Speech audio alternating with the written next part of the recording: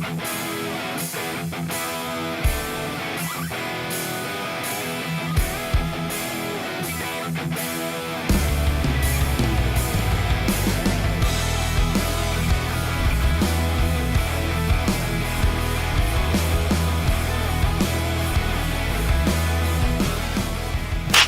everybody.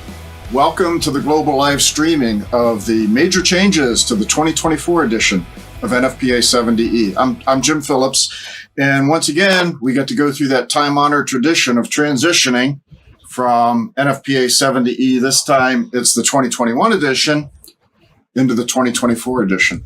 We have quite a bit that I'm going to try to get through in this hour together, and we have such a crowd online. This is fantastic. We have 24 countries that are represented, which I think is really neat because that means that NFPA 70E has a tremendous global reach. In fact, I just returned a couple weeks ago from an international basically training where I was in Europe and Australia, New Zealand, all over the place, teaching, among other things, NFPA 70E as well as IEEE 1584.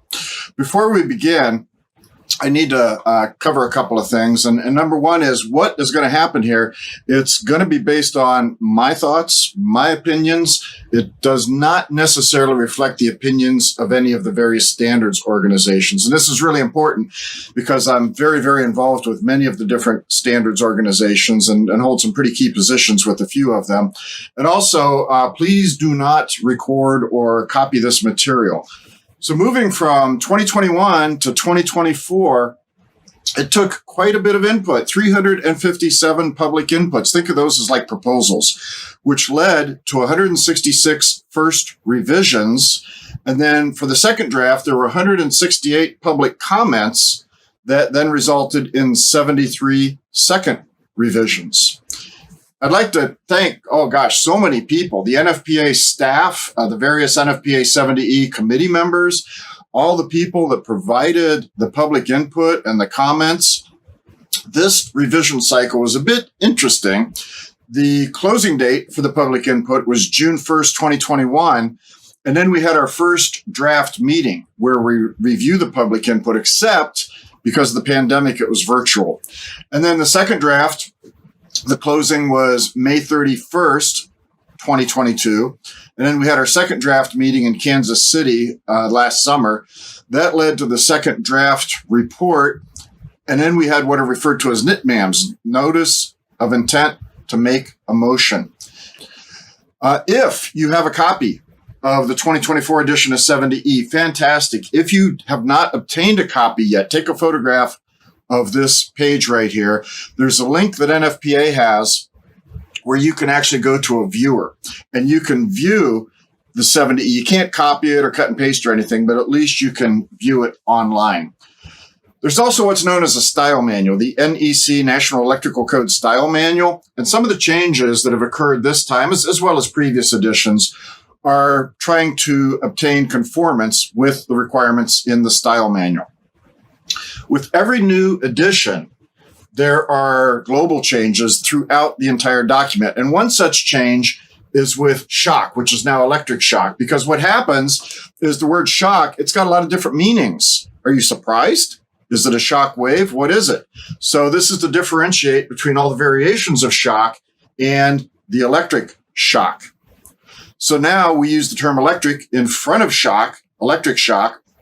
But there are some exceptions, two exceptions actually. There is what is known as a hearing protection boundary and a lung protection boundary. Both of these terms use the word shock. In these cases, they're referring to shock wave, not electric shock. So now, places where you see shock risk assessment, it now says electric shock risk assessment. Anywhere you see shock, you see it preceded with the word electric, except for the two exceptions. Electric shock appears 63 times in the 2024 edition. So this was quite a sweeping change within NFPA 70E. Now, there was another change, and this has to do with an ASTM standard. There's a newer ASTM standard that came out in 2021 that is for protectors. And protectors, what this is all about, it used to be referred to as leather protectors, but because of this new standard within NFPA 70E, the word leather has disappeared, and they are just simply referred to as protectors. Another change. Each article within NFPA 70E is required to have a scope. Believe it or not all of them did have a scope, and the scope will always be .1 of each article. So scopes were added to these articles here. There were scopes already for these articles right here. So now each article is going to have a scope. Article 90, there are some changes made to Article 90 moving from 2021 to 2024. And what we have is in 2021, 90.1 was the purpose, which is now a problem because .1 has to be the scope. The scope was in .2. And then we have the standard arrangement that's just showing you how 70E is laid out. And then we have the mandatory permissive rules and the explanatory material. Well, now in 2024, scope had to move to the first position, 90.1. And in the scope, there were references to what is covered and what is not covered. That was removed from the scope, and it now follows purpose. It has its own section, 90.3, workplaces covered and not covered. And then we have the standard arrangement following, and then the mandatory permissive rules and the explanatory material. The explanatory material, there was new language added here, and it has to do with when other standards are referenced. When you have a standard that's referenced, the question may be, well, is there a date with that reference? So, for example, the PPE category table for AC systems references IEEE 1584 Guide for Performing Arc Flash Hazard Calculations, except it doesn't tell you which date, which edition to use. And this is fairly common.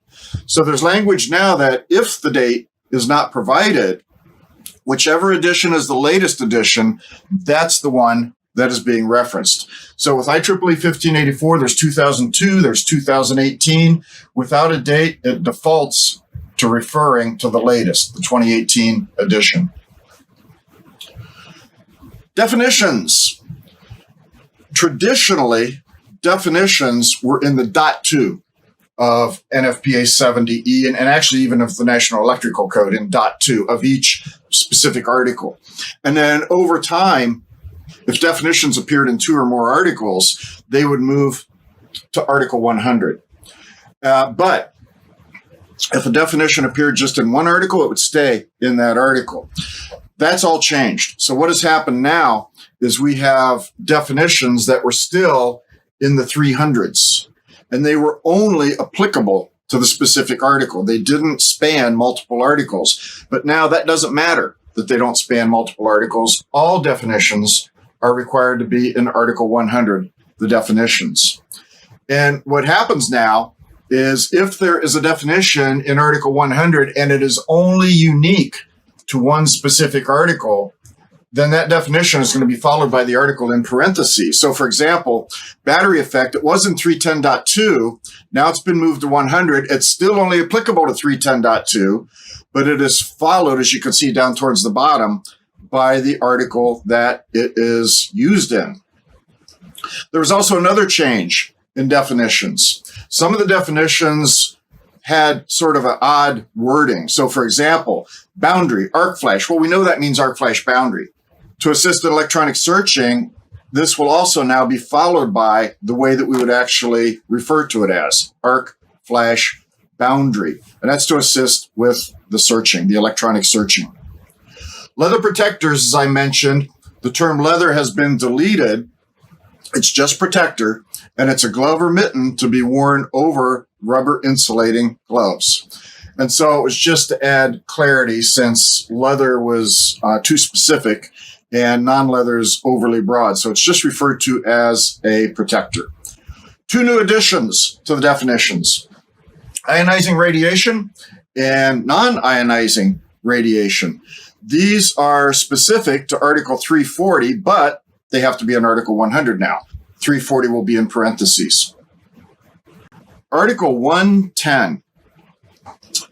Many of you may remember when we went from the 2018 to the 2021 standard that Article 110 had a major reorganization. In the reorganization, there were different sections added, things were moved around, and we actually had a lot more sections when all was said and done. Now it's going back the other way. There's another reorganization and things are being consolidated and moved around. So that's what I want to show you next about Article 110, the reorganization of this. The first thing to notice is there's a scope. This is one of the articles that didn't have a scope before. So there is a new scope. This article covers the general requirements for electrical safety related work practices. The reorganization back in 2021, we had 110.1 priority. Now, you may remember that priority, it was originally introduced in Article 105, and it is the most important part of electrical safety. The priority is establish an electrically safe work condition. That's number one. And then it was moved to 110.1, the very first section in 110, because of its importance. The first thing you're going to see is about the electrically safe work condition. Well, because we now have a scope that occupies 110.1, it had to move. So it's now in the second position. It's moved to 110.2, and it has combined with the electrically safe work condition policy. So 110.2 actually has 110.2A, 110.2B, and 110.2C. So these first two on the left make up the 110.2A. And then we have the electrically safe work condition and the energized work. This is 110.2B. When required. When do you have to have an electrically safe work condition? And then 110.2, the general requirements, that's what makes up 110.2C, the requirements until you've established an electrically safe work condition, just referred to as requirements until established. The electrically safe work condition, 110.2A, is now called policy. And an employer shall establish, document, and implement an electrically safe work condition policy that does both, two things. So it does both of the following. Number one, requires hazard elimination to be the first priority from 110.1 is where that originated, and complies with 110.2B when required. 110.2A1 requires hazard elimination to be the first priority. This is a carryover. This started in 105, then it went to 110.1.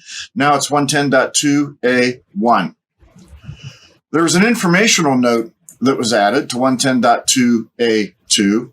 And the informational note is that the electrically safe work condition policy could be documented in the employer's electrical safety program or in the employer's management system or similar documentation. There's also a revision. It's really kind of a text revision, and this is when required. Normal operation of electric equipment. It used to be referred to as normal operating conditions, and it was changed to normal operation of electrical equipment.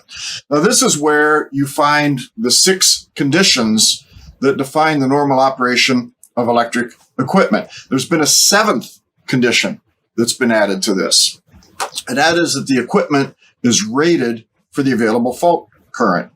So what we had previously in 2021, it was referred to as normal operating condition, and we had the 6 conditions that had to be satisfied. The equipment is properly installed, properly maintained, used in accordance with the instructions, the doors are closed and secured, the covers are all in place and secured, and there's no evidence of impending failure. Now, this, you may or may not know this, this actually had its roots back in the 2009 edition of NFPA 70E. And you might think, I don't remember that. What's 2009 have to do with this? Well, some of you may recall 2009, that edition is when the definition to arc flash hazard was changed. It used to be the arc flash hazard was defined as when you have exposed, energized conductors or circuit parts. And in 2009 was the addition referring to interaction. If you're interacting with equipment in such a way that could possibly create an arc flash, I kind of paraphrased it.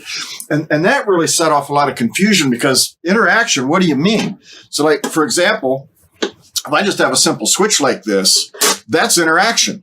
Did that mean there's a possible arc flash hazard? Actually, in 2009, yes. And this really caused some confusion. So in 2015, the first attempt at something like we have here was created. And if you're just going to operate the equipment, let's have a checklist. If you can check all 6 boxes, then yeah, okay, go ahead and operate the equipment. That is what it is designed for. Well, now there are some changes to it.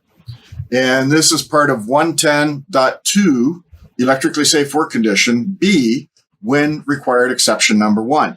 The new addition was that the equipment is rated for the available fault current. So, for example, if you have equipment that has a certain interrupting rating, National Electrical Code requires that the equipment has to have an adequate interrupting rating, and now you see that in NFPA 70E. It doesn't specifically state, the National Electrical Code requirement doesn't specifically state that you have to perform a short circuit study, but it kind of implies that you do to verify that the equipment has an adequate interrupting rating. So carrying this over to the conditions, we have a 7th condition now. You may be thinking, why is that such an important issue? Because picture this. So you have your device, you checked all 6 boxes, and you're getting ready to operate it. Well, if the devices do not have an adequate interrupting rating, what if you energize it and there's a fault somewhere downstream from here? And the fault current flows through this device, and you're right in front of it, and the equipment's not adequate. What would happen? Well, it could be a catastrophic failure, and you're right there. So this 7th item was added that when you're checking the boxes, someone has to assure that the device has an adequate interrupting rating. The fault currents vary all over the place because it's based upon voltages and system impedances and transformer impedances, conductor impedances. It's based on so much data. And the available fault current, it is going to be different at each equipment location. This is part of what drives the incident energy calculations in an arc flash study. You have the clearing time, how long it takes a device to operate, but you also have the magnitude of fault current that goes into this. Going back to our now 7 items that we check, the 7 conditions, no evidence of impending failure. This is one that still will sometimes have people scratching their head like, how do I know if there's a possibility this failing or not? Well, there's a lot of judgment that goes into it. And I always use the famous phrase, if you see something, say something, meaning if the equipment is buzzing or it's unusually hot or just, something obvious that this doesn't seem like it's right, well, check into it. I don't think you can check that box. So if you see equipment, for example, that looks like this, I'd be a little hesitant to do anything with this. So there was a new informational note, and the informational note references water damage. So evaluating water damage for electrical equipment. There is a reference to a standard on how to do this. And water damage can be quite amazing. I took this photograph several years ago. I'm a big Formula One racing fan, and this was in Austin, Texas. They have the F1 track there. And this particular race was right at the end of a hurricane that came through. So it was the wettest race I think they ever had. What really puzzled me is who would locate electrical equipment in the middle of a drainage ditch. That doesn't seem like the best thing to be doing there. There's another exception that permits the operation of an energized disconnecting means to establish an electrically safe work condition and return it to service as well.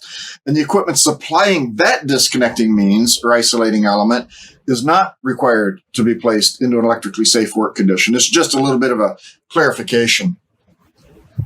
So if you operate this device down here to establish an electrically safe work condition, it simply means you don't have to do it up here as well. There was an additional clarification regarding the 50 volt threshold. Equipment operating at less than 50 volts, there's additional language where the capacity of the source and any overcurrent protection between the energy source and the worker are considered, and it's determined there won't be any increased exposure to electrical burns or to explosions due to arcs. So what this is about, 50 volts has been the threshold. It's in OSHA, it's in NFPA 70E. But the concern is, well, even though it's below 50 volts, is there enough thermal energy that could cause a burn or some type of a hazard or an injury? So, for example, this photograph right here is exactly that case. This was actually my son's finger. who went through this. It wasn't a major burn, but hey, it happened. So you'd like to avoid this kind of a thing. Job safety planning, an addition here as well. So the job safety planning completed by a qualified person, and it has to now include an emergency response plan. An emergency response plan. If something goes wrong, you don't have time to try to figure out what to do. You're just reacting. And rather than reacting, have a plan in place as part of the job safety planning. Qualified person. There's some minor changes here. Qualified person, there was the word special. It was changed to applicable. And where that is located, such persons shall also be familiar with the proper use of, instead of special precautionary techniques, it's applicable precautionary techniques. It's a little more descriptive, the techniques that are going to be applicable. Another change, this is about mandatory language. The word can was used when it should have been shall. Shall is the mandatory language. So a person can be qualified for certain equipment and tasks to be performed. And this just says, no, it's mandatory. So it's going to be shall is the word that we're going to use. Article 120, establishing an electrically safe work condition. This is the most important part when it comes to electrical safety. Eliminate the hazard. Establish an electrically safe work condition. 120.5A1, locating sources. There's a new informational note that states locating sources of supply could include identifying situations where a neutral conductor continues to carry current after the phase conductors have been de-energized. So this was added just due to a potentially hazardous condition that could be overlooked. As part of lockout tagout, the stored energy. Mechanical energy can involve more than springs, so there was additional text that was added. The complete text now states other sources of stored energy shall be blocked or otherwise relieved to the extent that the circuit cannot be unintentionally energized. The process of establishing and verifying an electrically safe work condition. Hopefully all of you are familiar with this process. It's a whole checklist. And one of the final steps in this checklist is to verify absence of voltage, typically using a portable test instrument. And so there was a bit of a clarification with this one. So what happened, the clarification, is you use an adequately rated portable test instrument to test each phase conductor or circuit part to test for absence of voltage. That's what's already there. There was additional language that states at each point of work. At each point of work. The intent of this was to make sure that if you're going to be conducting work on, let's say, this particular panel right here, then you don't test what's upstream to test for absence of voltage. You test locally. So it just simply means, okay, you're going to be working here. This is going to be electrically safe. Test at the point of work to make sure that it's electrically safe. It's very simple. But it was a clarification that was helpful, that was needed. And so looking at it in a little more detail, what we have is if you were going to be conducting work at panel PP1, and this was to be electrically safe, then you test at panel PP1, not upstream. I mean, you could test upstream if you want, but that's not going to be used to verify absence of voltage at PP1. Work involving electrical hazards. The tables that contain the limited and restricted approach boundaries have had some modifications to them, and I'm going to go over these with you. One of the modifications is the restricted approach boundary, and I would get this question a lot, that OSHA has what are referred to as minimum approach distances, which are pretty similar to the restricted approach boundary, similar intent, similar meaning, but the numbers were a little bit different. And it was always, why is that? So there was a modification to the shock boundary tables, table 130.4EA and B for both AC and DC tables. The restricted approach boundaries, they were revised for the AC table to correlate with OSHA's minimum approach distances. And there were some minor modifications in column 2. That is the limited approach boundary for movable conductors. And that was to address rounding error. Let me explain what's going on here. So this was the table as we knew it for 2021. This is an excerpt of it. And if you look under the limited approach boundary, the exposed movable conductor, you see there was 10 feet, and then the metric was 3 meters. Well, it turns out 10 feet is actually 3.048 meters.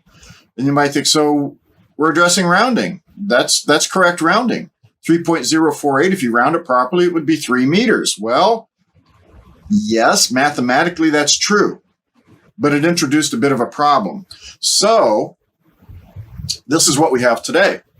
First off, you notice up at the top, it's not shock protection, it's electric shock protection to adhere to the global change that was made.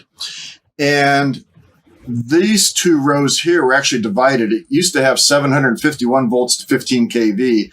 Now it's split 751 to 5 kV and 5.1 to 15 kV. This is where the rounding was corrected. So yes, 10 feet is 3.048 meters. Yes, if you properly round it, it's 3.0. But here's the problem with that. You're rounding down. And by rounding down, you're missing 0.048 meters, 4.8 centimeters. Even though that isn't that large, that's part of the required boundary. And all of a sudden, we're just going to get rid of it. So the thought was, well, rounding down probably isn't the best thing to do for that since that little bit of distance is important. So instead, it was rounded up to make sure that we have at least that distance, and actually now just a little bit more because of the way this was rounded. So that was one of the changes. And then over here, the restricted approach boundaries, these were modified a little bit to harmonize with the minimum approach distances within OSHA. And then there's a new note that was added. And this note is about elevation. For higher elevations above 3,000 feet, you may want to consider modifying or adjusting the restricted approach boundary. Why would you do that? Adjust the restricted approach boundary? Because at higher elevations, the air becomes less dense. So the dielectric strength of air becomes lower as the air density becomes lower. And a lot of electrical equipment does have derating factors once you get above 3,000 feet. Doors do not offer protection. We're going to see that here in a moment with a couple of videos that I have.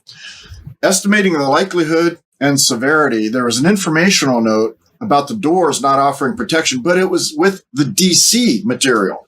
Well, this actually applies to both AC and DC. So the note was relocated.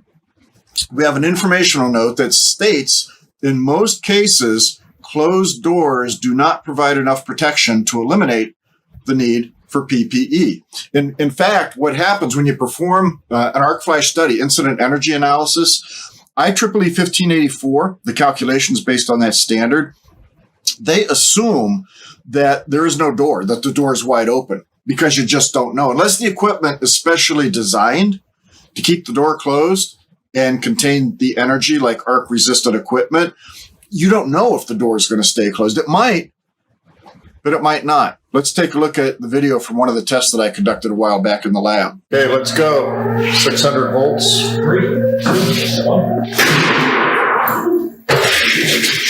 Fire in there.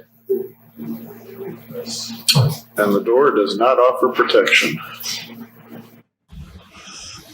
That was, it wasn't that much fault current. As I recall, I think that was 18,000 amps. I have one more video to take a look at here in a moment. But as I recall, I think it was 18,000 amps. And that was a small little bus plug. What it did is it actually sheared the hasp off so that the door actually broke what was holding it, and it just came blowing right open. I mean, can you tell if a door is or is not going to blow open? There's no way to know. So that's what this note is about. So I have one more to show you of a motor control center. Okay, test 27, door closed. 2, 1. So much for the door being closed.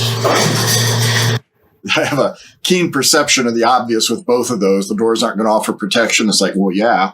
I was just to illustrate that, yeah, sometimes the doors will blow open and you just don't know. So that's what was behind this note that was added to NFPA 70E. Moving ahead, table 130.5C, estimate of the likelihood of occurrence of an arc flash incident for AC and DC.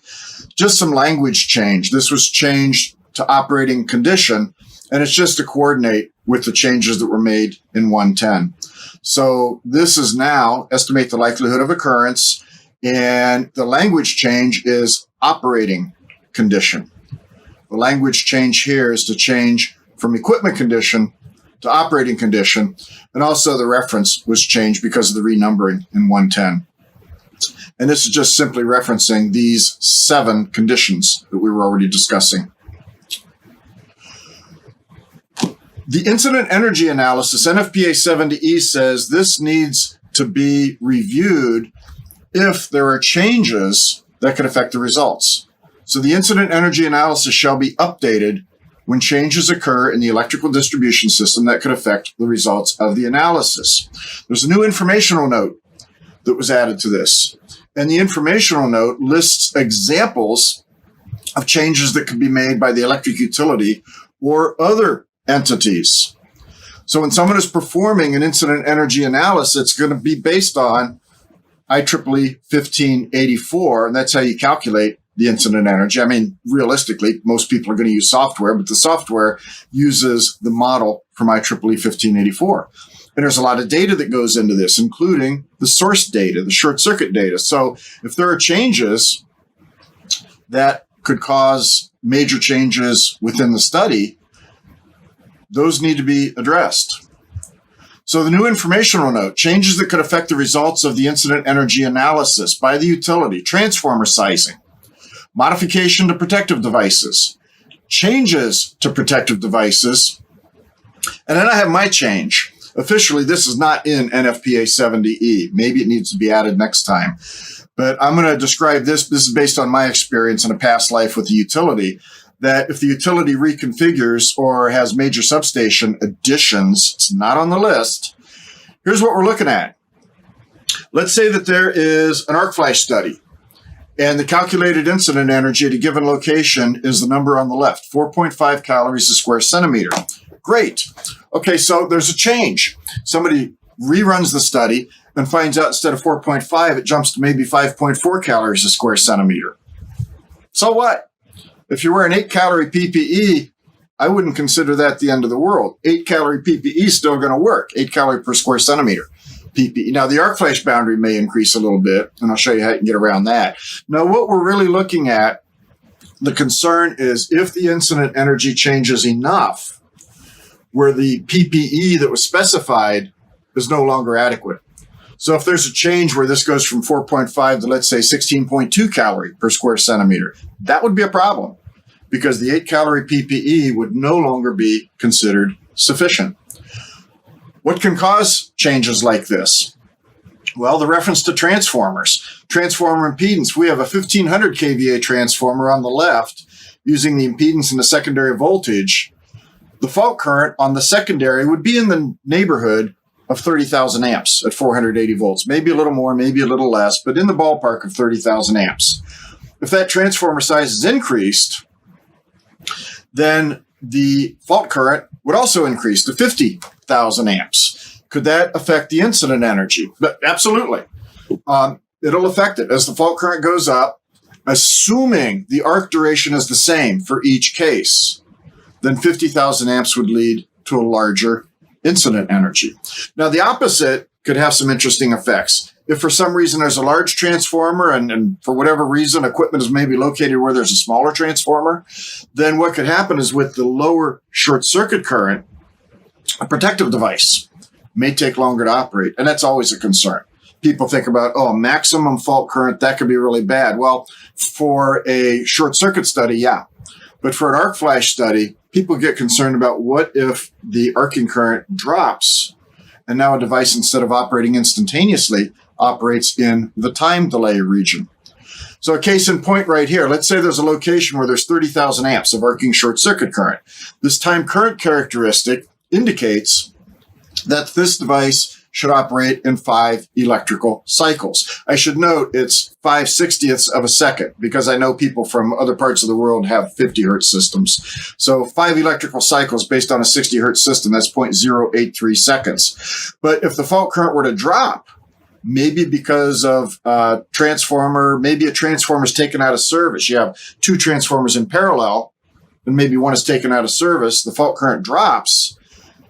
This device will now take a lot longer And the arc duration has a large, very large impact on the incident energy.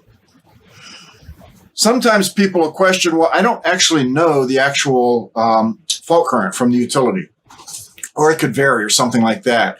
So for years now, I've been advocating, in that case, it's not a perfect answer, but perhaps use an iterative kind of an approach. What that is, you begin with the initial fault current, basically the highest fault current, and you conduct your study, and you'll get a resulting incident energy. And then take that fault current and reduce it in incremental steps, 5 or 10%. What will happen is you'll see the incident energy also reduce.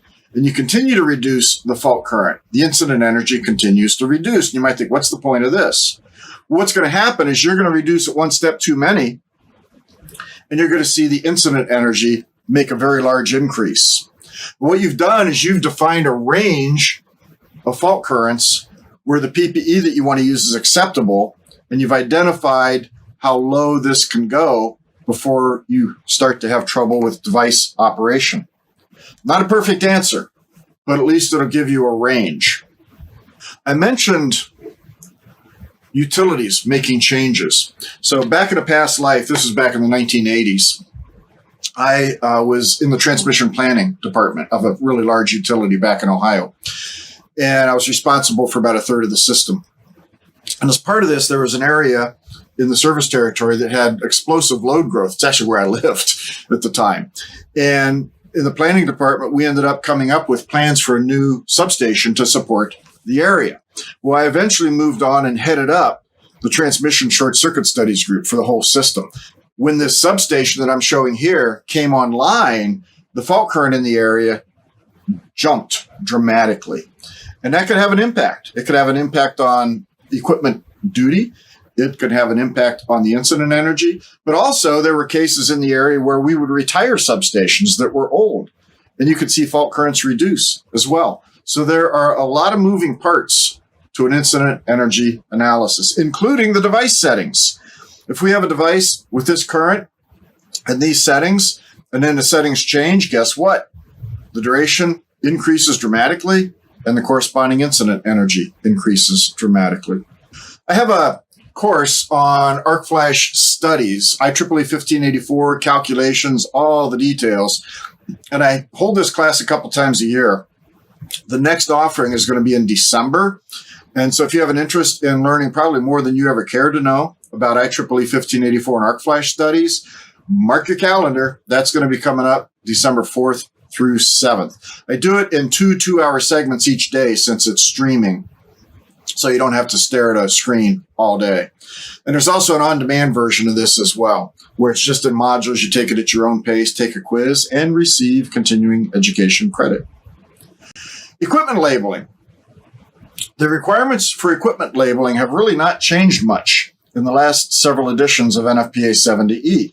On the label, you're required to have the system voltage, the arc flash boundary, and a method to identify the arc flash hazard, or the PPE, which could include the incident energy and the corresponding working distance, the PPE category, not both, the minimum arc rating of the clothing could be used, or a site-specific level of PPE. So as a minimum, the label may look like this: the system voltage, the arc flash boundary, and then a method to identify the PPE, which in this case is the incident energy and the working distance. Well, there's a new addition. And the new addition is the label shall be of sufficient durability to withstand the environment involved, because it can be difficult to read worn labels. So as an example, watch this label fade before your very eyes. All of a sudden, you're not going to be able to read it. That's the problem. Over time, labels can fade. I have an alternative labeling method that I've developed years ago. I have had an article published on this, a video, and the industry has actually been embracing this method. And here's what it is. For the arc flash boundary, standardize on a boundary. 10 feet, for example, for low voltage. Put the word standardize there because the true boundary is 1.2 calories a square centimeter. Someone may say, hey, it's 10 feet where you actually have 1.2. Well, no. So put standard there, and then just list the arc rating of the PPE, because that's all you really need. The end user, they don't care if you have 5.2, 2.6, 3.8 calories a square centimeter. For the person performing the work, they just want to know what to wear. So 8-calorie PPE, keep unprotected people back 10 feet. What's really nice about this is when you go back and perform the review of the arc flash study, what you're really doing now is treating it like a short circuit study. As long as the calculated arc flash boundary is still less than 10 feet, as long as the 8-calorie or whatever you have listed arc rating is still sufficient, you're good to go. You could place a maintenance sticker on it that just acknowledges, yes, this has been reviewed. It is still current. There's this ongoing issue of establishing an electrically safe work condition, especially when you have extremely high incident energy values. And the issue is an extremely high incident energy value. Okay, we better establish an electrically safe work condition. But we need PPE to do that because we assume that it is energized until we've established absence of voltage. There is arc-rated PPE out there with very high arc ratings. This one is 140 calories a square centimeter on the right, but most don't have this. So there was language introduced in the 2021 edition of NFPA 70E that provides risk reduction methods that can be used when commercially available PPE doesn't have a sufficient rating when you're testing absence of voltage. There was a modification made to this language. This is the note providing examples of risk reduction methods. And the first method, this is the one that was modified for 2024. It said non-contact proximity test instrument. It referenced low voltage transformers. Some may know this as PTs, potential transformers, and referenced up to 1,000 volts. Well, the 1,000 volts went away because this is not unique, whether it's above or below 1,000 volts. And the reference to the voltage transformer went away. But instead, it now states use of a non-contact capacitive proximity test instrument or permanently installed metering device, and the 1,000 volts went away. Items 2, 3, and 4 remain unchanged. Hearing protection. This is kind of interesting. So with hearing protection, you're required to wear hearing protection whenever working within the arc flash boundary, but it was recognized you don't necessarily have to be working within the boundary. Just being within the arc flash boundary presents the hazard. So the term working was removed. So basically, if you are within the arc flash boundary, whether you are working or not, you have to have hearing protection. And sticking your finger in the ear doesn't count for hearing protection. Maximum use voltage for rubber insulated gloves. So there's a table that provides maximum use voltage. And this table also referred to something known as the gauntlet. And the word gauntlet wasn't widely understood. What the reference was about was the distance. I'll show you right here. It was the distance from the protector to the cuff right here. And it's important that you have a certain distance, and those are defined in a table. Otherwise, if the glove was shorter than the protector, you wouldn't know where your electrical protection ends. Like, I don't know if it ends here or if it ends here or where that is. So there's a certain distance that has to be visible right here. And the term gauntlet was used for that, which is a little confusing. Some may just know the gauntlet as, throw down the gauntlet. That's probably the way that most people are familiar with this term being used. But this table, it was modified. Distance between gauntlet and cuff was just changed to make it a little clearer. Distance between the protector cuff and the rubber insulating glove cuff. So it's just a change in the way that's described up here. PPE categories for DC systems. DC continues to evolve. And with DC, when it comes to arc flash, there is a table in NFPA 70E. In 2021, there were actually two tables. There was a table from 100 volts to 250 volts, and then there was another 250 up to 600. Well, the table from the 100 to 250 was removed because recent test data shows the probability of sustaining an arc for 125 volts DC is minimal for fault currents less than 17,000 amps. Now, I have to clarify, this is not based on IEEE 1584 data. This came from another source. But because of this data, stating the probability is pretty remote for sustaining an arc flash, we now just have one table. This was the table that we had, the table that was 100 volts to 250 volts. This was removed, and now we just have the table that has been reapplied, repurposed for voltages greater than 150 volts up to 600 volts. And we have the 4 different categories here. And down at the bottom, it should be noted, down at the bottom here, there's a 2-second duration referenced. What that's all about, that comes from IEEE 1584. IEEE 1584 suggests if you have a long duration, an unusually long duration, or no protection at all, if there's room to escape, it may be reasonable to assume that the person will be gone within 2 seconds. Basically, if there's a boom, you're jumping out of the way. Now, don't confuse this, because I've heard people say, oh, the 2 seconds, that's the maximum arc duration. Not really. I mean, will the arc last 2 seconds? I don't know. Could it last longer than that? I don't know. This is just meaning that whoever's there, they're going to be out of the way within 2 seconds. That's what this is about. It's about really reaction and response time. We didn't lose you. Let's say the power goes out. So the power goes out. What do? Well, you try to determine why the power went out.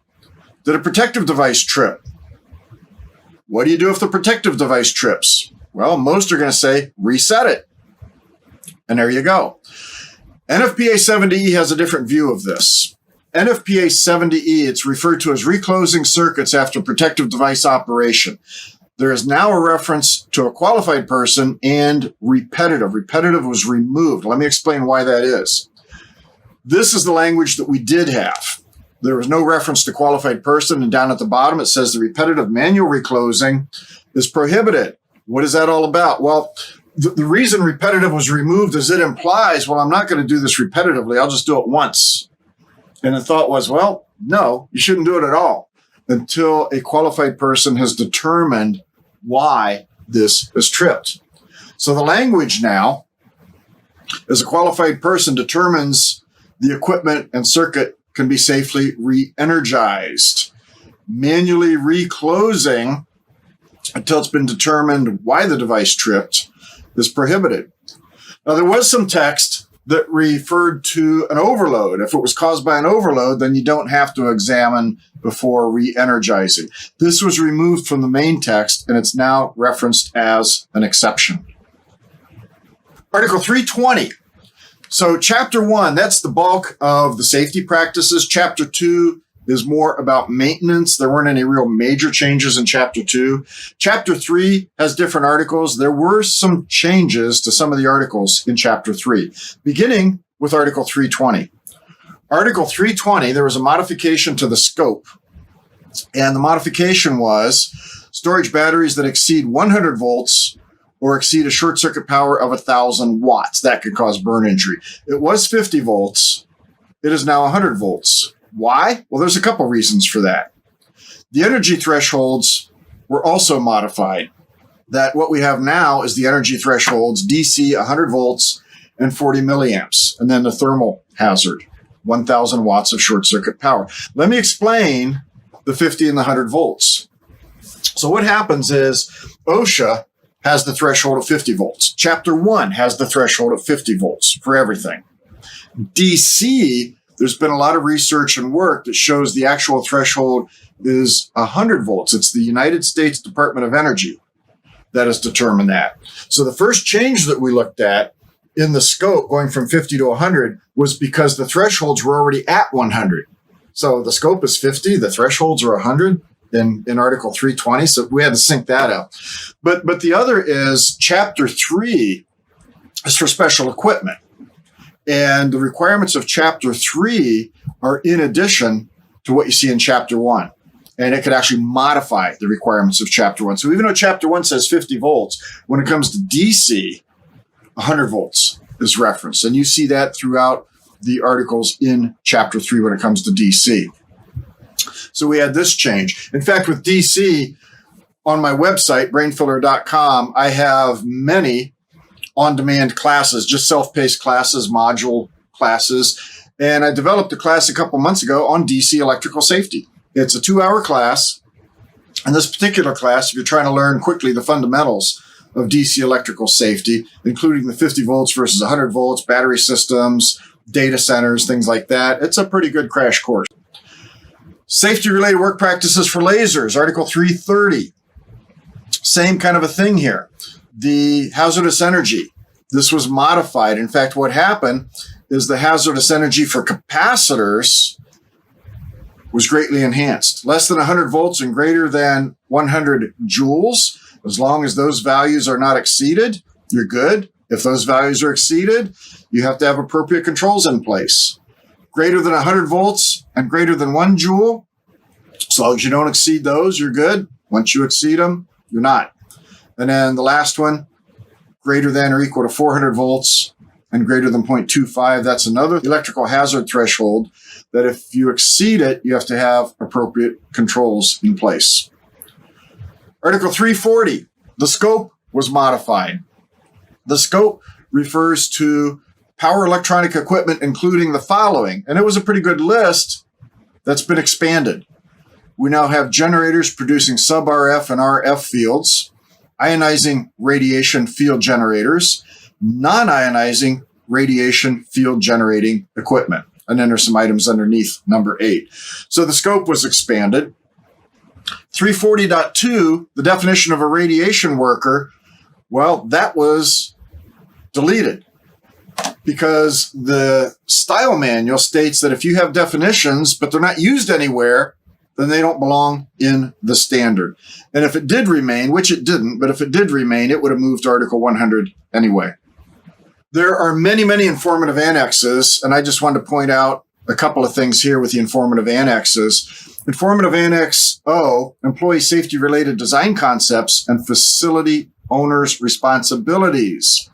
There was a list, additional safety by design methods, and there's a new item added to the list, and that is installing high impedance protected test points for voltage measurement through the door, such as this type of device. You have a test point that is through the door, so that way you can measure absence of voltage without exposing yourself directly to the equipment by opening up the enclosure. There's another standard, and this really isn't part of NFPA 70E, but I just want to mention it more as for your information. And there's a standard, it's called IEEE 1814. It's under development. It's quite a ways away from being completed. But when this is completed, it's going to be recommended practice for electrical system design techniques to improve electrical safety. So it will basically complement what's in Annex O. There's a new annex, Informative Annex S, assessing the condition of maintenance. You see the term condition of maintenance used a number of times through NFPA 70E. The equipment shall be properly maintained. Assess the condition of maintenance. Well, how do you do that? So Annex S was added to give guidance for assessing the condition of maintenance. Annex S, it's made of many items. S.1 is the introduction. S.2 is assessing the risk. S.3 is providing a visual inspection. S.4, periodic testing and inspection. S.5, permanently installed monitoring. And this may even include something known as CTM, continuous thermal monitoring, which is where you're continually monitoring the temperature of components instead of an occasional IR scan on a regular basis. This gives you more of a continuous thermal monitoring. S.6, predictive techniques. 7, maintenance history. And S.8, standards for electrical equipment maintenance. Of course, it references NFPA 70B, but keep in mind there are also NETA standards that are out there that have been around for a very long time when it comes to testing and maintenance. We're just now rolling out 2024. We're learning about the changes to 2024, but it's hard to imagine 2027 is right around the corner. I want to go over the schedule for 2027 so that you can become involved with this. The first draft, there'll be a public input closing date, June 4th, 2024, less than a year away. This is your opportunity. If you believe there should be changes made, new additions, deletions, submit it as public input. And there'll be a first draft report, and that'll be March 25th, 2025. Then the second draft, there will be a public comment period. The closing date is June 3rd, 2025, followed by another meeting of the NFPA 70E Technical Committee, which will lead to the development of the second draft report. And that'll be posted March 3rd, 2026. I know it seems like, gee, that's quite a few years out there. But as you know, things happen rather quickly. Time flies.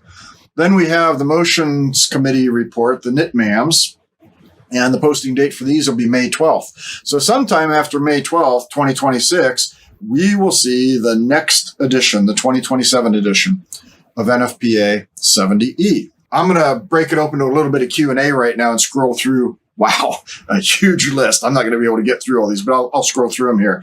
And, appreciate all of you being online. So bear with me for a minute. This is going to take a moment to scroll through some of these. Would opening or closing a breaker fall under normal operation? Well, if you could check all the boxes, yeah. But then what about resetting a trip breaker? Would that be normal operation? No, it's not, because something happened. If a device tripped, the question is, what's wrong? And so unless it was an overload, a qualified person has to determine, why did it trip? Is there a fault? Did something happen? I remember way back, this goes back to the 70s. I'm that old. Back to the 70s, I had a co-op job at a foundry. And there were some people, there were woodblock floor in the foundry because it was a brass casting foundry. So you have to have the block because the castings can get banged up if they fall. And there were some people drilling through the wood block to try to mount something. What they didn't know was there was conduit right underneath it. The lights went out. And had they not been coordinating all this, like, oh, the lights went out, I better go reset the breaker. Well, you close right into a fault. So it is likely to be basically abnormal when a circuit breaker trips. It's actually not one of the boxes that you check as far as being normal. So no. This is a long one, so bear with me. How does one know if the equipment has an adequate rating when performing any work in the equipment? Over the years, we've noted plenty of underrated equipment in use, installed and certified. Let me back up on that. Over the years, we've noted plenty of underrated equipment in use, installed and certified installation years prior. Is there a change in the standard to label such equipment nowadays? Oh, okay. So basically, let me paraphrase this. This comes up a lot. So basically, the question is, if you find that you have underrated equipment, how do you address it in an arc flash study, if I understand the question properly? Keep in mind, this is not a recommendation. This is just based on a lot of information. So if you're performing an arc flash study and you come upon equipment that has an inadequate interrupting rating, that's going to be a problem, because you know that it has an inadequate interrupting rating, which is a code violation. And if something happens and there's a failure and you studied it and you just kind of ignored it, it could come back to haunt you. So there aren't a lot of good options for this. Some will say just don't put a label on it. I don't care for that answer, because if there's not a label on the equipment, did they forget this? Some may put a label on it, just says inadequate, and some kind of language after that. That's not a horrible thing to do, except the owner's going to be really upset because you've got this big, basically, flag on their equipment. So really, this needs to be documented in the study. And the equipment owner, the facility owner, they need to be made aware of it. That's a difficult one to address. Because again, if you have inadequate equipment, if there's an arc flash, what happens?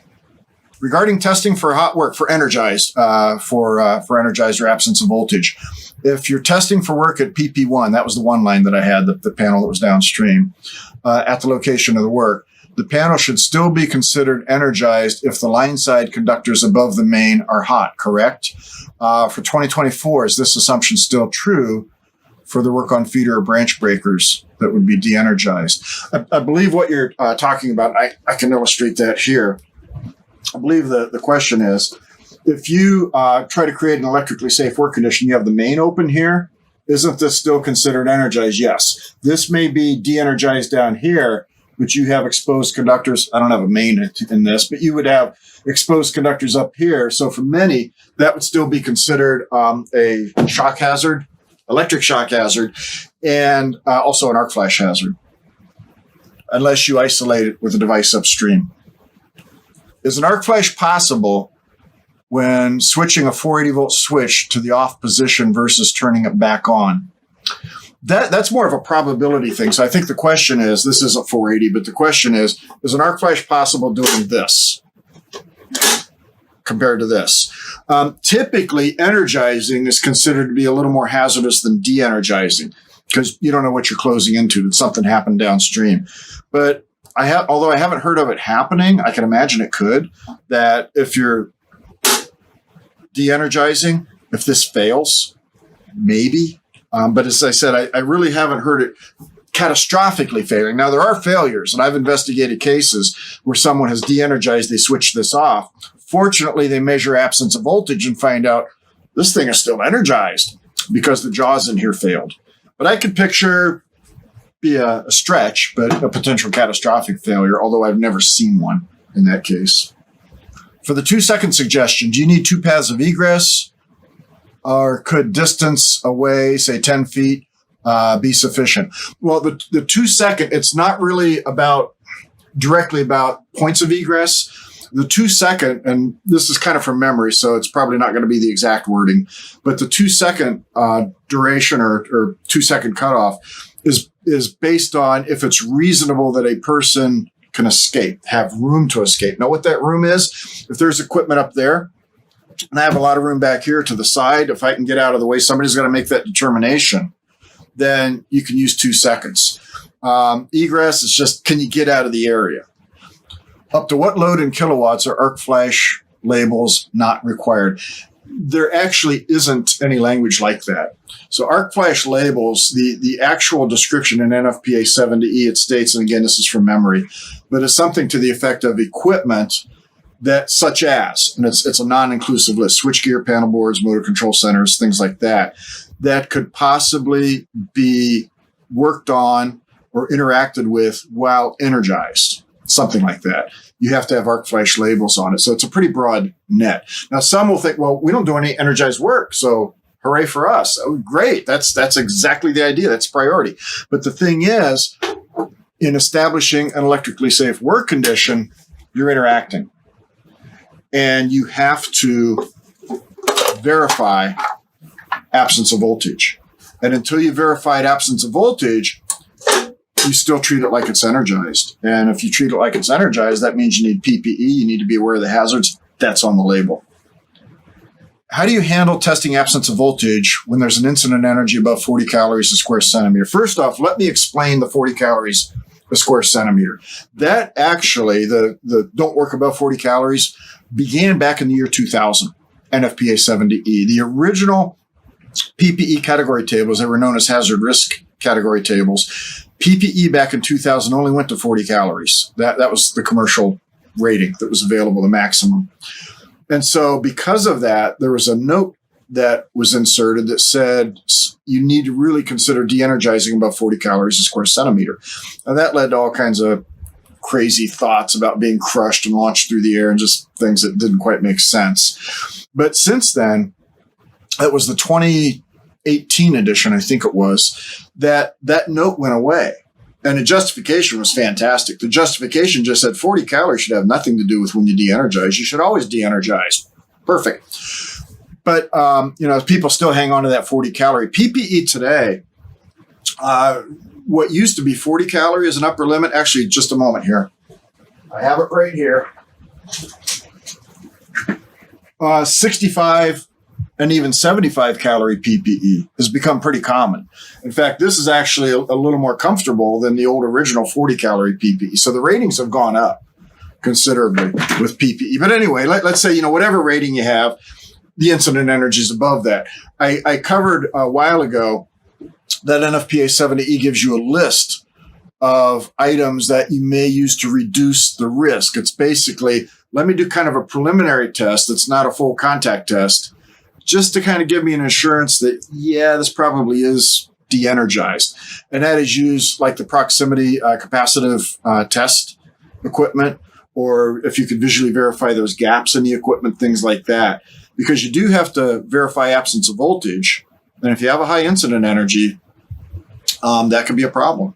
And so NFPA 70, it actually started in 2021, gave you some methods where you could try to reduce the risk. I read of a disconnect switch failure in a magazine one of the main magazines, from a broken spring and or removed barriers. Yes, that can happen. I investigated a case like that where there was a switch and the mechanism failed and it remained in the closed position. The absence of voltage test is what saved them, or a lot of people would have been, well, it wouldn't have turned out well. Arc blast. There appears to be a separation between arc flash and arc blast. Article 360, informative Annex R, that's for capacitors, holds a vast majority of the references within 70E for arc blast. What's the reason for the separation? And are they trying to tie this hazard to capacitors? Okay, so let me explain that, because I have a segment on capacitors. In fact, when I was doing my global tour a couple months ago, I had a big segment on exactly that. So what has happened is Article 360 was mostly from the U.S. Department of Energy, the DOE.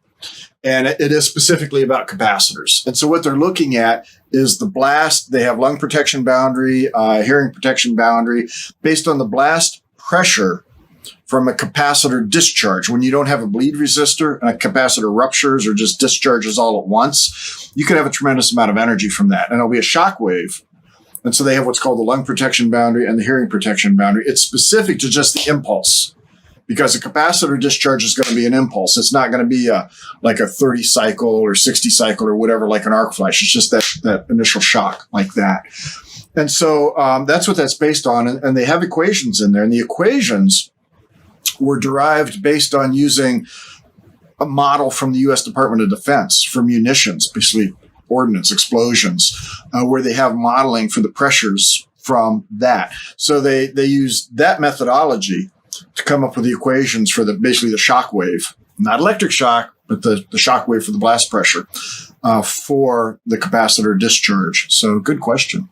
So stay in touch. This is how to keep in contact. There's my email address. LinkedIn, there's actually two. There's Brainfiller, the company. There's Brainfiller me.